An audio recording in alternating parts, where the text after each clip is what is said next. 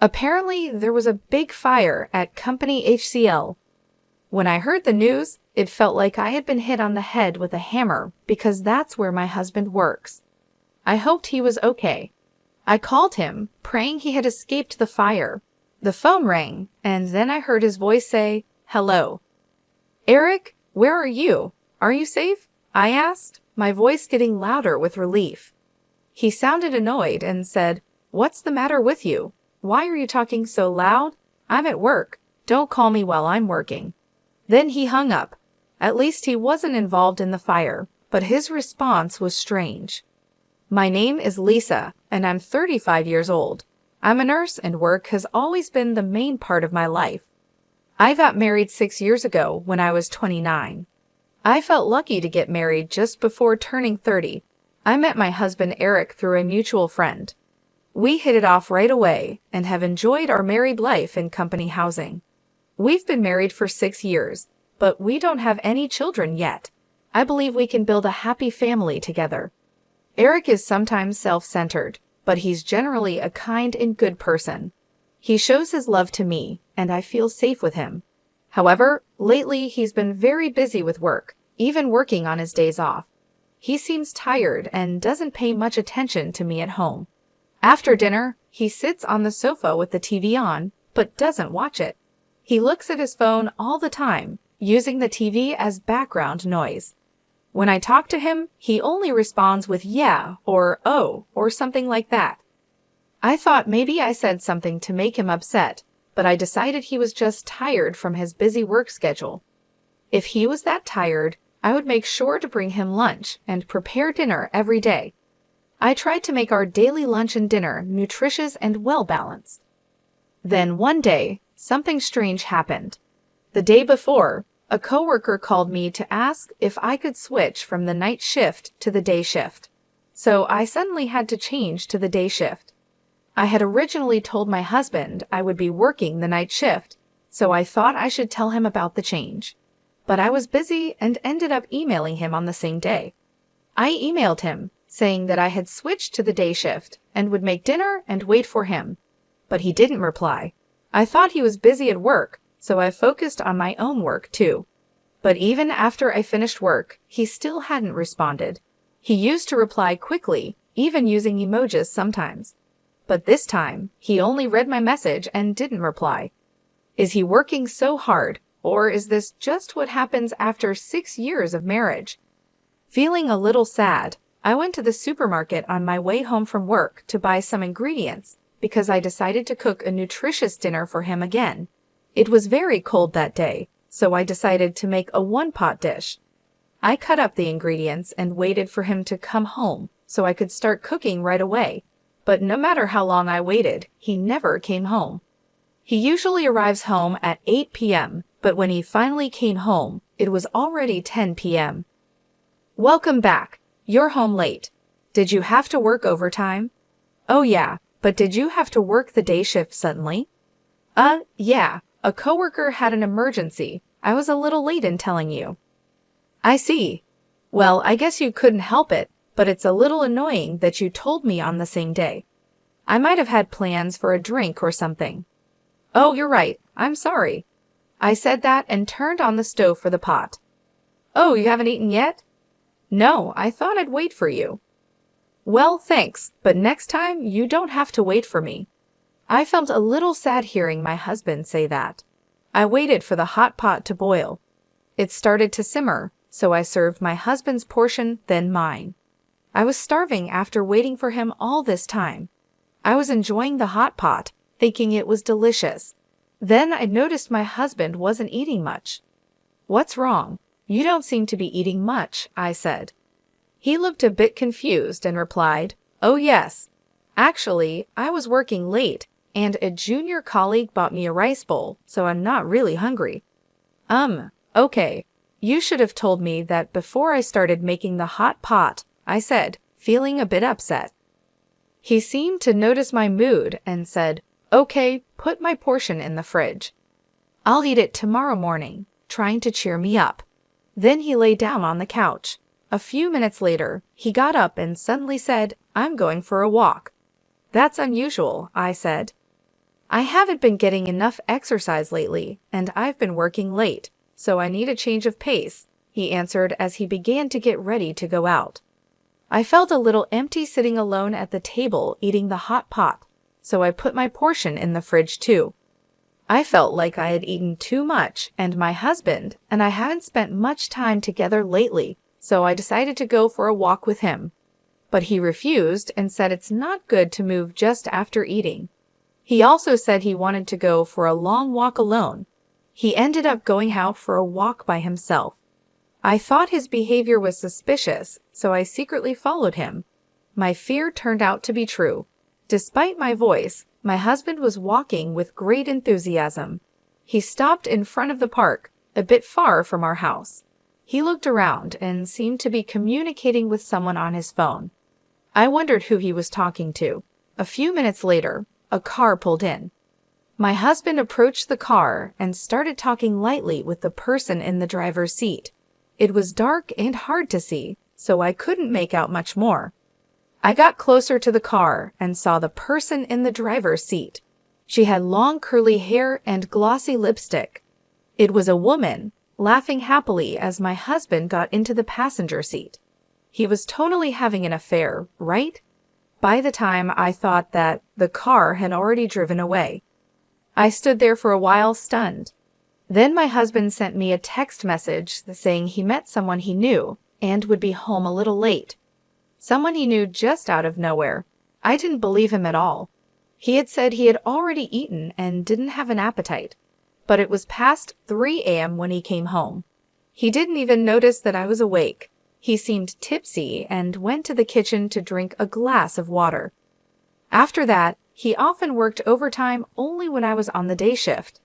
We always had a hard time matching our off days, but now it's even harder. Yesterday he worked overtime, and today he has to work on his day off. But is it really work? I wonder if he's meeting the woman I saw that day. I can't help but think about it. I went online to look for information about detective agencies and found myself submitting an investigation request to the most reliable one. I felt guilty about investigating behind his back, but if nothing is going on, I could trust my husband again. So I decided to have them investigate. Waiting for the results of the investigation was really hard. My husband was as quiet as ever, and every time I saw his face, the woman was on my mind. I wanted to get a clear picture as soon as possible. Then something incredible happened. It was Saturday, and I was busy working as usual on the day shift. My husband was also at work on his day off. I was concentrating on my work, thinking that since we were both at work, I didn't have to think about anything else. Then I heard the sirens of a fire truck in the distance. The sound got closer and closer, louder and louder. Just when I thought they were passing by, I heard another siren. It wasn't just one fire truck, but 3 or 4 more. This must mean that there was a big fire nearby. I felt uneasy and worried. Then 2 of my colleagues came back from the hospital room with serious looks on their faces. They were talking about the fire. "You mean the fire?" I asked. "Yes, that's right. There was a big fire at Company HCL," one of them said. At that moment, it felt like I had been hit on the head with a hammer. That was the company where my husband worked. I quickly explained the situation to my colleagues and went to call my husband to make sure he was safe. "Please be safe," I thought as I dialed his number. Even though we hadn't been talking much lately, I always saw him off when he left for work in the morning. I prayed and hoped he had escaped from the fire. The phone rang, and then I heard his voice say, "Hello. Eric, are you safe?" I asked, my voice getting louder with relief. He sounded annoyed and said, "What's the matter with you? You're talking so loud. I'm at work. Don't call me while I'm working." Then he hung up. At least he wasn't involved in the fire, but his answer was strange. There was a fire with several fire trucks on the scene. How could he be working like that? Did he not go to work? Why was he so cold to me when I was worried about him? I was getting more and more angry. Maybe I had been seeing him off, just so he could go to another woman since we got married. Then I made a decision. I would leave that house. As soon as I got home, I started packing my stuff. When I looked in the mailbox, I saw that the results from the detective agency had arrived. I decided to leave the house with the results of the investigation. My parents helped me pack my things. The moving company would be here soon too. I had my things moved out right away. My husband didn't seem to know that I knew the truth. I didn't hear from him at night. I guessed he was staying with his lover the whole time. I packed a lot of my furniture and appliances for my single days. The room was almost empty and looked deserted. Staring at the room, I realized I had no lingering affection for this life. For now, I moved my belongings to my parents' house and looked for a new place to live alone. My husband finally called me the next day. "Hey, what's going on? Most of your stuff is gone." Of course, I moved out of that house. What? What were you thinking? When are you coming back? What about my food? What about the house chores? I was in shock. After all this, that's all you think about when it comes to me? While talking to him, I remembered the fire at his company. This guy was with his affair partner instead of going to work. Anger welled up in me. Why don't you get another woman to do that? Huh? What are you talking about? You were with a woman named Michelle today, weren't you? Huh? What are you talking about? I was working at the office. Oh, at the office? How long did you work today? It was a busy day. Even though I was working on my day off, it took me until late in the evening. I see. That's why I was so surprised that you moved out. Why don't you stop lying already? Huh. You lied about going to work, right? I wasn't lying. I was working. What's going on? How can you work until the evening when there was a fire in the office during the day? Huh. When I called you during the day, several fire trucks were dispatched to your company. They were there to put out a fire that broke out at your office. That's why I called you. I wanted to know if you were okay. You told me not to call you at work, and you talked like there was no fire. Well, he started to say, and I have evidence of the affair from a detective agency. There's no way for you to get away with this. You have to go through my lawyer from now on. I'll make sure I get the alimony. Oh no, he said, repeatedly begging for my forgiveness and apologizing to me. But I no longer had any affection for him. I'm sorry, but there's no way to fix this. I'm hanging up now. Wait, he pleaded. I went to my lawyer and demanded a divorce and alimony from him. The divorce was finalized, and he couldn't get away with it because of all the evidence. My husband and his affair partner had to pay me a reasonable amount of alimony. It turned out that my husband's partner was a junior colleague at the same workplace. The news of their affair spread through the company quickly. Having an affair when the company was dealing with a fire caused a lot of negativity among their colleagues.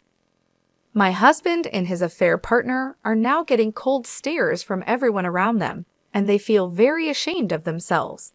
They really deserve it. Meanwhile, I moved into my new place and started to rebuild my life. My parents were incredibly supportive during this tough time. They helped me pack up my things and settle into my new home. It wasn't easy, but I felt a sense of relief being away from the toxic environment I had been living in. I focused on my job and took on more shifts at the hospital. My colleagues noticed that I was quieter than usual, but they respected my need for space. Slowly, I started to feel more like myself again.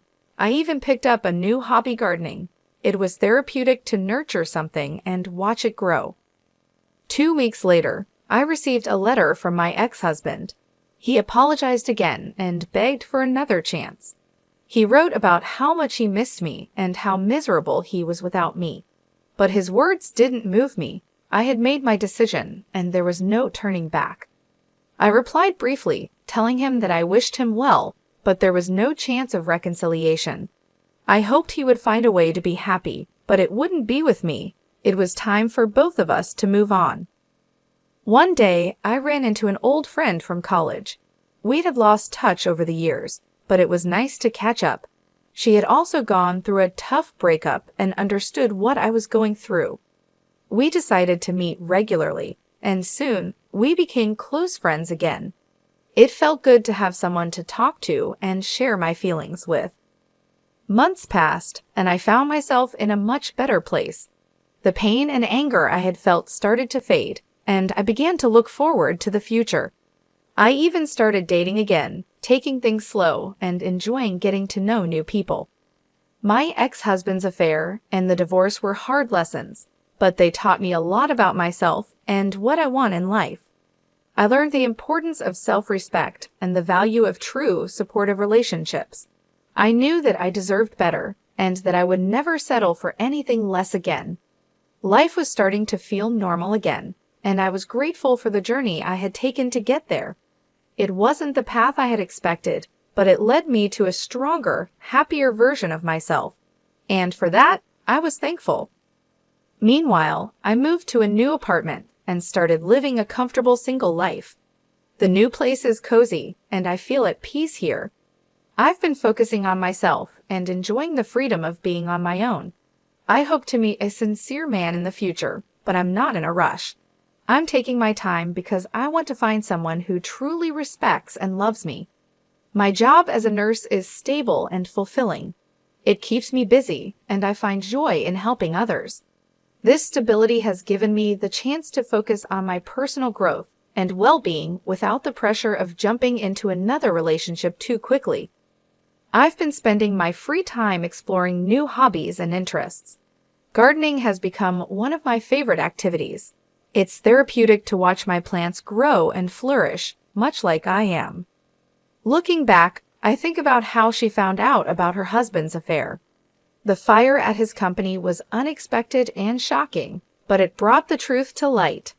He shouldn't have had an affair to begin with, and it was only a matter of time before she found out. His actions were hurtful, and the consequences he faced were well-deserved. I've also started reconnecting with old friends and making new ones. It's nice to have a supportive social circle. We often go out for dinners, movies, or just have long chats over coffee. These interactions have been crucial in helping me heal and move forward. I've learned a lot from this experience. I've learned to value myself more and to recognize the red flags in a relationship. I've also learned the importance of taking things slow and not rushing into anything. This time, I want to make sure that my next relationship is built on trust, respect, and mutual understanding. For now, I'm content with my single life. I enjoy coming home to a peaceful, quiet apartment. I love having the time to read, cook, and just relax without any worries. My evenings are often spent with a good book or a movie, and sometimes I treat myself to a nice homemade meal or a dessert. I know that finding the right person will happen when the time is right. Until then, I'm focusing on making myself happy and living a fulfilling life.